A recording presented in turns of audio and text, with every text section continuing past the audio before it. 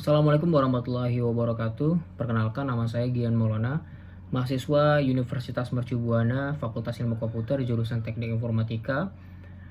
Pada video kali ini saya ingin membuat penjelasan untuk menyelesaikan ujian akhir semester mata kuliah Deep Learning dengan dosen pengampu Bapak Siswanto MKOM.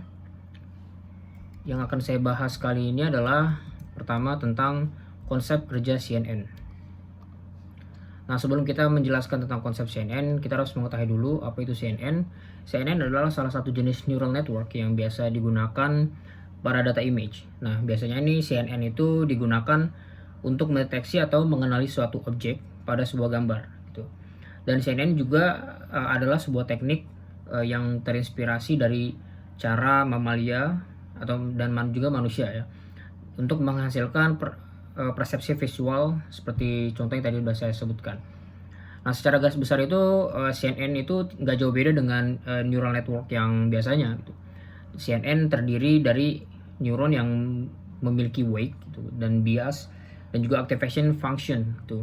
Dan convolutional layer dari CNN juga terdiri dari neuron yang tersusun sedemikian rupa sehingga membentuk sebuah filter dengan panjang dan tinggi. Singkatnya adalah pixel. Nah, bagaimana CNN bekerja? Nah, secara garis besarnya CNN itu memanfaatkan proses konvolusi dengan menggerakkan sebuah kernel konvolusi atau filter berukuran tertentu ke suatu gambar gitu, dan komputer bisa menjalankan informasi representatif baru dari hasil perkalian bagian gambar tersebut dengan filter yang digunakan gitu. Seperti contoh adalah autofocus pada kamera misalnya, dan juga mungkin Face ID pada device Apple seperti itu. Lalu yang kedua yang akan saya bahas adalah tujuan konvolusi pada data citra. Nah, citra itu adalah suatu gambar atau dalam bahasa Latinnya itu imago atau image, dalam bahasa Inggris itu sebuah representasi, kemiripan atau imitasi dari suatu objek atau benda. Nah, citra dapat dikelompokkan menjadi citra tampak dan juga citra tidak tampak. Gitu. Dan contoh dari citra tampak dalam kehidupan sehari-hari misalnya adalah foto, gambar, lukisan. Nah, kalau yang citra tidak tampak itu misalnya seperti data gambar dalam file gitu kan, seperti digital citra, dan juga citra yang direpresentasikan menjadi fungsi matematis. Kalau konvolusi citra sendiri adalah sebuah teknik untuk menghaluskan suatu citra atau memperjelas citra dengan menggantikan nilai pixel dengan sejumlah nilai pixel yang sesuai atau berdekatan dengan pixel lainnya, dengan pixel asli yang maksud saya. Nah, tapi dengan adanya konvolusi, ukuran dari citra itu tetap sama dan nggak berubah. Nah, untuk pengolahan citranya sendiri, itu ada operasi yang dilakukan adalah namanya discrete, karena nilai koordinat pixel merupakan nilai yang discrete. Tuh. Selanjutnya, filter atau mask yang digunakan pada pengolahan citra biasanya berukuran terbatas. Dalam artian, bobot atau pengaruh dari titik-titik yang cukup jauh sudah tidak signifikan lagi, sehingga dapat diabaikan atau dianggap nol. Lalu selanjutnya adalah saya ingin membahas tentang fully connected layer.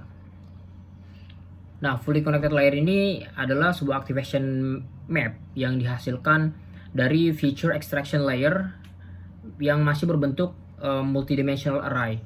Gitu. Sehingga mau nggak mau kita harus melakukan reshape activation map untuk menjadi sebuah vektor agar bisa digunakan sebagai input dari fully connected layer. Nah, layer ini sendiri memiliki hidden layer, juga activation function, output layer, dan juga loss function. Dan layer ini sendiri adalah layer yang biasanya digunakan dalam penerapan multi-layer perceptron dan juga bertujuan untuk melakukan transformasi pada dimensi data agar dapat diklasifikasikan secara linear. Nah, setiap neuron pada convolution layer ini juga perlu ditransformasi lagi menjadi data satu dimensi terlebih dahulu sebelum data itu dimasukkan ke dalam sebuah fully connected layer gitu. Karena hal tersebut bisa menyebabkan data kehilangan informasi spesialnya dan juga bisa menjadi tidak reversible. Gitu. Sedangkan fully connected layer itu hanya dapat diimplementasikan di akhir jaringan. Dan convolution layer ini berukuran kernelnya kan 1 kali 1 ya, melakukan fungsi yang sama dengan fully connected layer namun dengan tetap mempertahankan karakter spesial dari sebuah data, dari suatu data. Dan sehingga hal tersebut membuat penggunaan layer ini pada CNN sekarang nggak banyak dipakai gitu. Selain